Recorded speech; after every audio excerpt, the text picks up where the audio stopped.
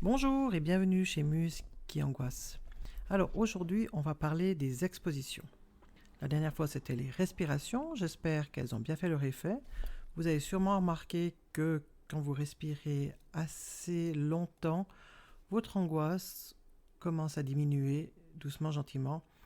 Et du coup, vous arrivez de nouveau à ce que les deux cerveaux s'entendent. Alors maintenant qu'ils s'entendent, on va profiter, on va s'exposer à nos peurs. S'exposer à nos peurs, ça veut dire qu'il ne faut pas fuir.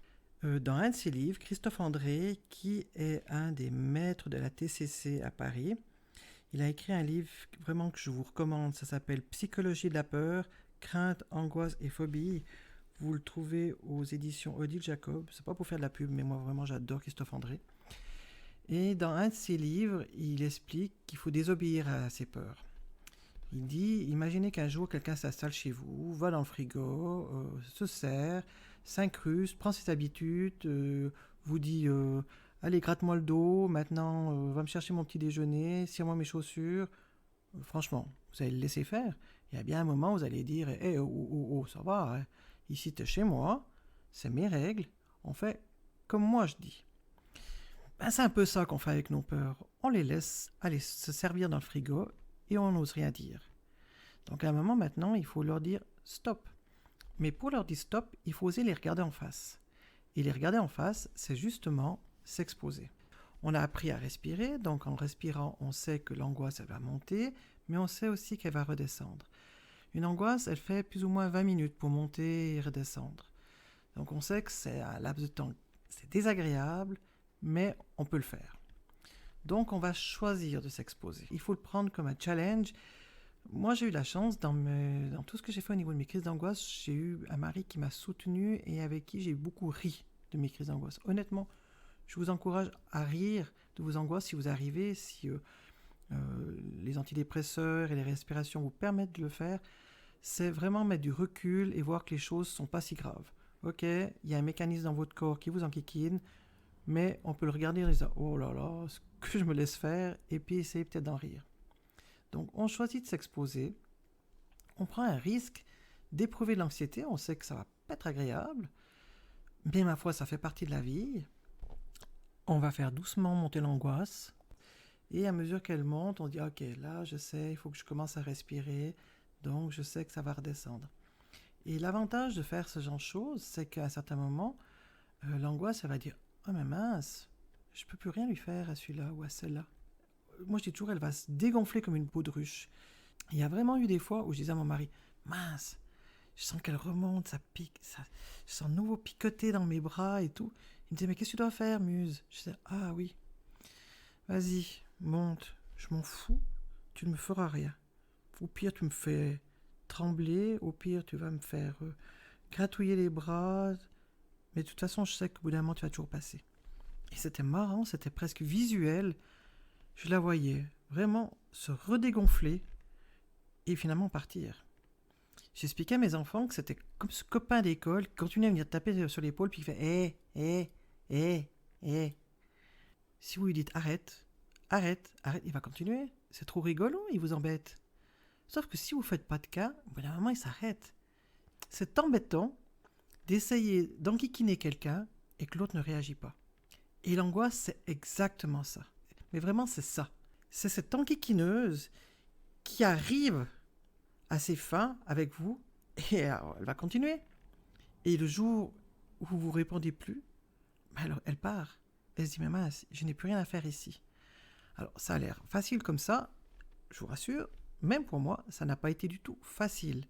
Et même des fois j'ai encore des angoisses, je dois encore franchement des fois reprendre mes papiers, reprendre mes résumés, puis dire ah oui, Muse, n'oublie pas, c'est ça que tu dois faire. L'acceptation de nos angoisses, c'est vraiment ce qu'il y a de plus important. Dans l'exposition, il faut aussi faire attention à ne pas faire une fausse exposition. Ça veut dire que si vous allez en voiture et que si vous avez peur, par exemple, de donner un coup de volant, comme j'ai parlé de cela dans un autre épisode, il ne faut pas mettre la radio en disant « je m'occupe l'esprit, comme ça, l'angoisse ne peut pas monter ». Non, mettre la radio, c'est déjà éviter. Et c'est déjà dire à l'angoisse « oui, j'écoute la radio parce que tu me fais tellement peur, alors du coup, je préfère écouter la radio ». Ça ne sert à rien, il faut vraiment rester concentrer sur sa route, la sentir monter, la sentir redescendre, parce qu'elle angoisse, elle redescend toujours. C'est ça la bonne nouvelle. On n'a pas de baguette magique, mais par contre, on sait qu'elle va monter et elle va redescendre. Et on sait qu'en s'exposant, en faisant des exercices, petit à petit, on arrive à la remettre à un niveau tout à fait gérable et même à la faire disparaître. Donc ça vaut la peine. Ça vaut la peine vraiment de s'exposer à ses peurs. Et ça se fera souvent avec le psychologue, auquel vous allez dire, ben voilà, j'ai peur de, je sais pas, j'ai peur d'aller dans tel magasin.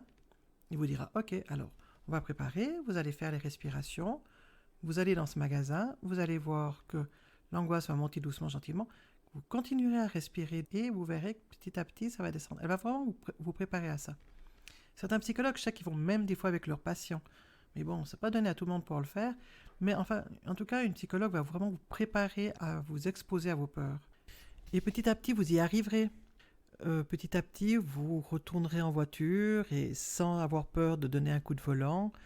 Petit à petit, vous retournerez dans un magasin sans avoir peur de faire un malaise ou bien sans avoir peur de ce qui pourrait arriver dans ce magasin.